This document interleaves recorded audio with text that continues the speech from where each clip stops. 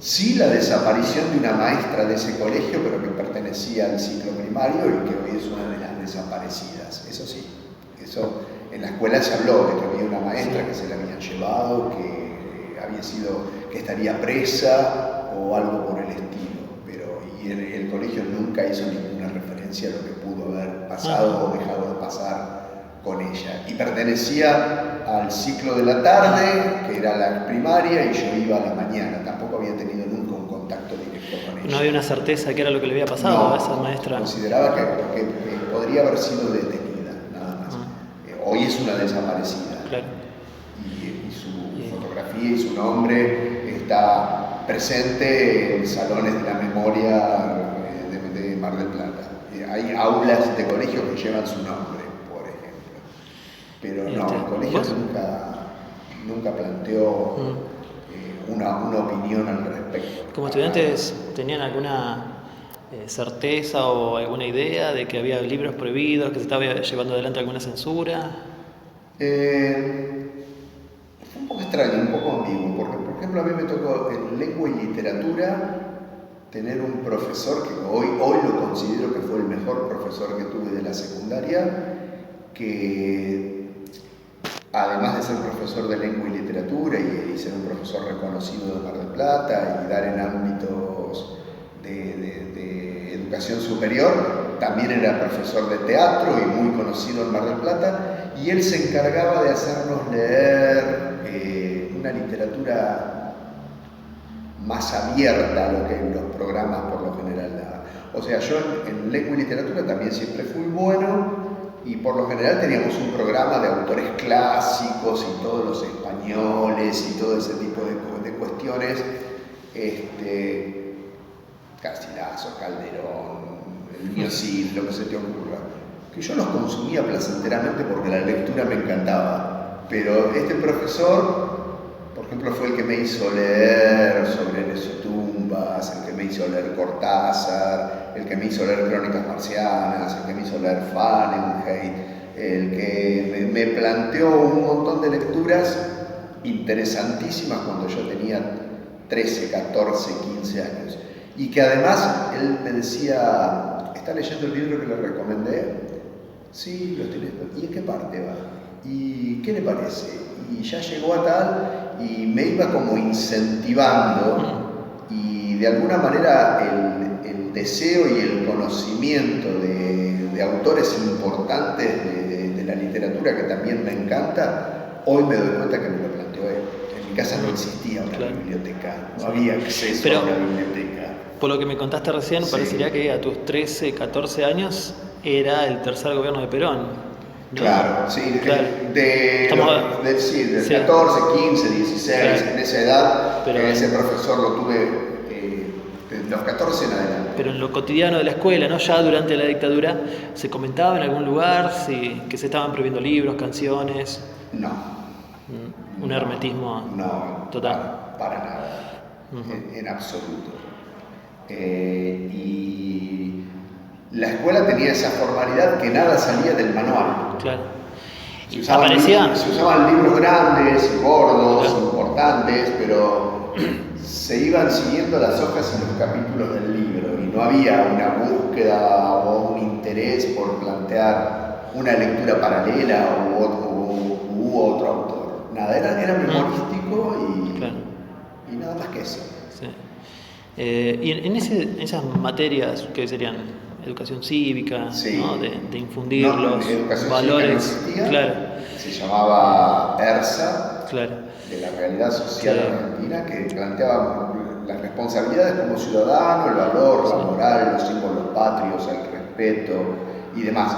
Y además de eso teníamos catequesis como otra de las materias centrales, donde la cuestión de la tradición, la familia, también estaba súper presente. Lo que te quería preguntar es que en la construcción de esa identidad nacional, por ahí aparecía algún factor como enemigo externo. Estoy preguntando por el marxismo, o palabras como subversión, clases dominantes, ese tipo de cosas. No, eso en ámbitos terciarios y universitarios eso sí estaba presente. Pero en los secundarios no leías un autor de esas características ni por casualidad.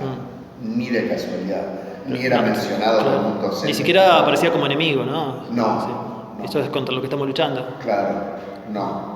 Sí me tocó eso cuando hice el servicio militar, pero antes del servicio militar, no, nunca se me planteó una cosa. ¿Viste alguna vez algún profesor que llevó adelante alguna estrategia como para salirse de ese clima tan autoritario y tan vertical? Sí, este que te dije el profesor de lengua y literatura, que es de apellido Mónaco, que es un tipo muy conocido y no solamente conocido, sino considerado un docente de mucho nivel, que sí, que él nos planteaba la posibilidad de ese tipo de lecturas. Y yo lo que me doy cuenta hoy, en relación a eso, que se lo agradezco enormemente, cómo me abrió el horizonte y la capacidad de lectura que después me llevaron a cuestionarme muchas cosas. Él te orientaba y te indagaba en tu avances en la lectura, pero eso no tenía que ver con la cátedra normalmente, no era de lo que se estaba hablando en el aula. Era como una cuestión paralela que él te iba planteando. Él veía capaz, yo tenía muy buena capacidad para la escritura, muy buena capacidad para la expresión, él veía eso y trataba de fomentármelo y de incentivármelo, y me sacaba quizá de lo que más se hacía en ese momento, en esas materias, que era todo lo que tenía que ver con gramática y descomposición de oraciones y todo ese tipo de cosas. Claro. ¿Y el Mundial lo viviste durante el secundario? En Mar del Plata, fui al primer partido del Mundial. ¿Se vivió como una herramienta política? Fue una cuestión popular de masiva salida a la calle de todo el mundo. Se lo vivenció como la Argentina vivencia la cuestión del fútbol.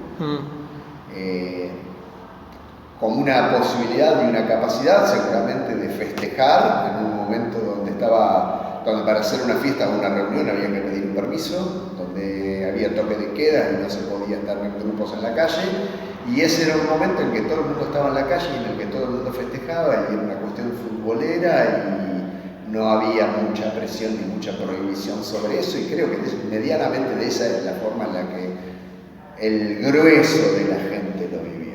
La cuestión de las críticas al gobierno y a las cuestiones de qué es lo que ocurrió, yo creo que vinieron mayoritariamente a partir de la última etapa de Galtieri y la pérdida de la guerra de Malvinas. Ahí yo creo que ahí sí empezaron a caer las críticas y las fichas y a estar más presente lo que en el momento del Mundial lo veíamos en televisión, pero no lo terminábamos de digerir, que era que algún periodista extranjero se dignara a plantear cuestiones de derechos humanos o ese tipo de cosas, que el gobierno lo planteaba como una campaña sucia en contra del prestigio del gobierno, y más que del gobierno, de la Argentina lo planteaba directamente. Bueno, ¿tenés ganas de contarnos alguna anécdota? Sí. ¿Algo que te haya quedado en el recuerdo? Sí, como anécdota te diría... Pero es una época complicada, ¿no? Que al momento de hacer el servicio militar, por ejemplo, luego de la instrucción y todo lo demás, a mí me tocó ser barman del casino de oficiales en el GADA 601 de Mar del Plata, artillería, y tuve la suerte de que me llevaron para el casino de oficiales, que era un mundo aparte. Y me tocó servirle en 2 oportunidades, en un almuerzo y en un lunch, a Fortunato Galtieri. ¿Fuiste su mozo personal? Sí, fui mozo personal. Y lo que me llamaba poderosamente la atención es la cantidad de whisky que bebía. Había que estar atento a su. Y hoy me doy cuenta que en realidad lo que se estaba planteando en ese momento ya era en el 81, era la guerra de Malvinas. Estaban precisamente discutiendo esas alternativas. Y